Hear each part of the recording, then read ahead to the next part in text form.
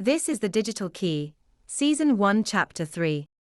In this episode, we will be integrating our discussion of the affirmational and negational rhythms from previous podcasts with our discussion of the digital key.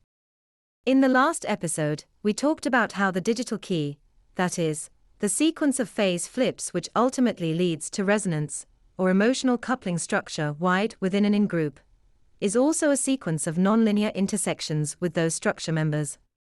The idea was that every time a structure becomes affirmational to an impulse, it is the product of reverse substitution, where the incoming consciousness, the trendsetter, acts out the impulse for the outgoing consciousness, the follower. The tautological flow of consciousness from vessel to vessel usually tends to entail engagement with the affirmational rhythms. But every bodily cycle has two phases, a negational phase and an affirmational phase.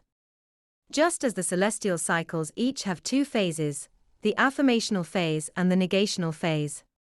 We learned much earlier that affirmational rhythms become regular through reverse substitution, just as negational rhythms become regular through substitution events. Likewise, some substances are affirmational and some are negational in their impact on the bodily rhythms or cycles. There is a polarity to all things. The nonlinear intersections, which occur in sequence leading to emotional coupling structure wide within an in-group, interface with an affirmational cycle, when they stem from the tautological flow of consciousness from vessel to vessel. Just as nonlinear intersections can reflect the descent into infinite recursion by interfacing with the negational cycles. But the particular phase of a celestial rhythm is associated with precedence of one form of rhythm or the other. During the night, the negational phase of the solar cycle, substitution events or sequential substitution events are more common, which means nonlinear intersections tend to interface with the negational rhythms. During the day, the affirmational phase of the solar cycle, reverse substitution events with integration no negation are more common, which means nonlinear intersections tend to interface with the affirmational rhythms. But the tautological flow of consciousness from vessel to vessel is a reflection of the spatially local engagement of other consciousnesses with these rhythms. That means, for example, that a person who wakes up at the sunrise at 6 a.m. is the trendsetter over someone who wakes up at 7 a.m., becoming the incoming consciousness for the person who wakes up at 7 a.m. during their morning routine. But due to the various celestial rhythms, the spatial location of each person matters as well. The trendsetter only remains the trendsetter in a single direction around the rotation of the Earth. The point being that the tautological flow is shaped by the celestial rhythms without being synonymous with them. In other words, it's the coincidence of conventionality with the celestial rhythms that links the tautological flow of consciousness from vessel to vessel with the affirmational rhythms, nothing intrinsic. It is equally possible that the tautological flow could interface with the negational rhythms.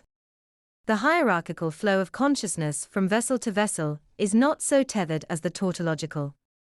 Hierarchies can either integrate with the affirmational rhythms or the negational rhythms, or both in fact.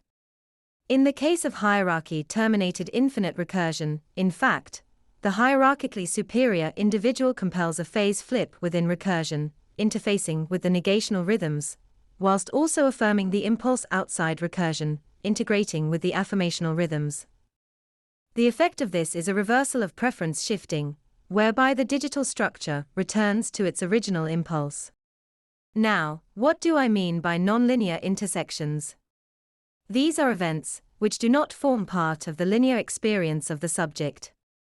They are experiences which occur and are emotionally integrated into the life of the subject, but for which the subject has no memory, and there is no physical evidence of those events. Nonlinear intersections are called what they are, because they represent transformations of the timeline from the linear experience of the subject, a convergence reverse substitution, or divergence substitution events. The events typically occur in the past or future, but not in the present moment. That's the end of the podcast for today.